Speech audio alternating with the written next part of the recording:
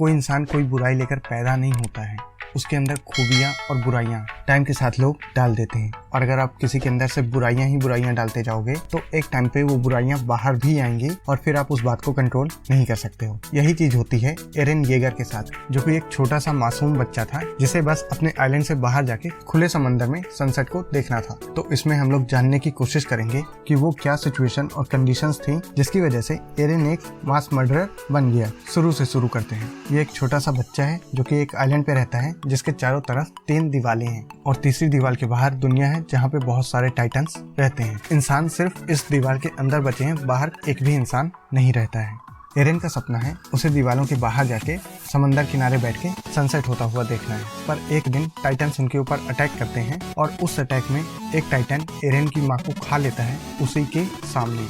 And this was the changing moment for Eren Yeager. यहाँ पर एरन को बहुत ज़्यादा दुख होता है, उसे बहुत ज़्यादा गुस्सा आता है, उसे फ्रस्ट्रेशन होती है और सबसे ज़्यादा उसे खुद पर गुस्सा आता है अपनी हेल्पलेसनेस के लिए कि वो कुछ नहीं कर सकता। और वो वहाँ पर डिसाइड करता है कि वो सारे टाइटन्स, चाहे वो जो भी हों जैसे भी हों, सबको खत्म कर देगा। और एरन में एक बात ये थी, वो खुद से झूठ नहीं बोल रहा था। उसे ये बात पता थी वो ताकतवर नहीं है, उसे बहुत सारी ट्रेनिंग करनी पड़ेगी, बहुत सारी पावर्स हासिल करनी पड़ेगी, उसके बाद ही वो टाइटन्स को खत्म कर सकता है। पर फिर भी वो इस बात को कमिट करता है और अपनी ट्रेनिंग शुरू करता है। टाइम बीतने के साथ एरन को ये पता चलता है कि उसके पास अटैक टाइटन की पावर है और वो उस पावर को जल्दी से जल्दी इस्तेमाल करना सीखता है ताकि वो सारे टाइटन्स को खत्म कर सके। अभी तक एरन येगर का गोल यही है कि वो सारे टाइटन्स को खत्म करे, लेकिन फिर उसे पता चलता है कि बहुत साल पहले जिस अटैक में उसकी माँ की डेथ हुई थी, उस अटैक का मेन कारण उसके 2 दोस्त थे, राइना और बर्टोल्ड। और वो लोग दीवारों के बाहर की ह्यूमैनिटी से आए थे, यहाँ के लोगों से फाउंडिंग टाइटन की पावर को लेने के लिए,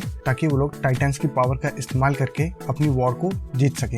एरन को जब ये बात पता चलती है तो उसे बहुत ज्यादा गुस्सा आता है। एरन पहले इस बात पर यकीन करने के लिए तैयार ही नहीं था, जिससे पता चलता है कि एरन अभी के टाइम पर भी काफी मासूम था। उसे दुश्मन के नाम पर सिर्फ टाइटन्स दिखते थे और कुछ नहीं। फिर फाइनली उसे इस बात पर यकीन करना ही पड़ता है और वो पहले ये डिसाइड करता है कि टाइटन्स को बाद में मारेंगे, पहले मैं तुम दोनों को मार देता हूँ। अगला जो एरन की लाइफ में मेन चेंज आता है वो आता है ग्रीशा की डायरी को पढ़ने के बाद। जब ये लोग शिगानशिना जाते हैं और वहाँ इन्हें ग्रीशा की डायरी मिलती है तो इन्हें आउटर वर्ल्ड के बारे में पता चलता है, मार्ले के बारे में पता चलता है, ईमेल के बारे में पता चलता है और एरन का यहाँ पर दिमाग खराब हो जाता है। फिर जब एरन आइलैंड से मार्ले में जाता है अपने दोस्तों के साथ, तो वहाँ पर वो लोगों की लाइफस्टाइल को देखता है कि मार्ले के लोग कैसे जी रहे हैं और एल्डियंस कैसे जी रहे हैं। और वहाँ पर इन चीज़ों को देखते हुए वो और भी ज़्यादा कंफ्यूज हो जाता है। वो ह्यूमैनिटी को आउटसाइड द वॉल बिल्कुल एक्सपेक्ट नहीं कर रहा था। अभी तक उन लोगों ने सारे टाइटन्स को खत्म कर दिया है, पर मेन एनिमी अब टाइटन्स रह ही नहीं गए हैं। अब इंसान मेन एनिमी है और अगर उन सारे ह्यूमंस की बात की जाए तो वो लोग आपस में लड़ते हैं, लेकिन अगर उन सबका कोई एक कॉमन एनिमी है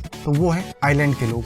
और एरन का मेन गोल आइलैंड के लोगों को बचाना है, चाहे वो जिस तरह से लोगों को बचाए। वो जेक से भी मिलता है, जेक के प्लान को डिस्कस करता है जिसमें वो लोग सारे एलियंस रिप्रोडक्शन से रोक देंगे ताकि आगे आने वाली जनरेशन सफर ना करे। पर एरन को इससे कोई लेना देना नहीं था, उसे बस अपने लोगों को बचाना है और वो लोग जिंदा रहने चाहिए, बाकी दुनिया से उसका कोई लेना देना नहीं है। और फाइनली एरन, जो कि एक 18-20 साल का लड़का है, उसे वो कदम उठाना पड़ता है जिसके बारे में शायद ही कोई सोच भी सकता है, और जो सोच सकता है वो सच में पागल है और एरन पागल ही है। वो ये डिसाइड करता है कि वो फाउंडिंग टाइटन की पावर्स को लेगा और आइलैंड में जो 3 वॉल्स हैं वो टाइटन से बनी हुई हैं, तो उन टाइटन्स को आजाद करेगा और सारी दुनिया को खत्म कर देगा आइलैंड के लोगों को छोड़ के। और वो ऐसा करता भी है। अब इसके लिए मेन रीजंस क्या थे, एरन ने इस कदम को क्यों उठाया? पहला रीजन था इसे अपने दोस्तों और आइलैंड के लोगों को बचाना है, no matter the cost. Island के बाहर के लोगों को सिर्फ धमकी देकर नहीं रहा जा सकता, क्योंकि टाइम के साथ वो लोग एंटी टाइटन वेपन्स बना लेंगे और उसके बाद आइलैंड पर अटैक कर देंगे। मेमोरीज, अटैक टाइटन की वजह से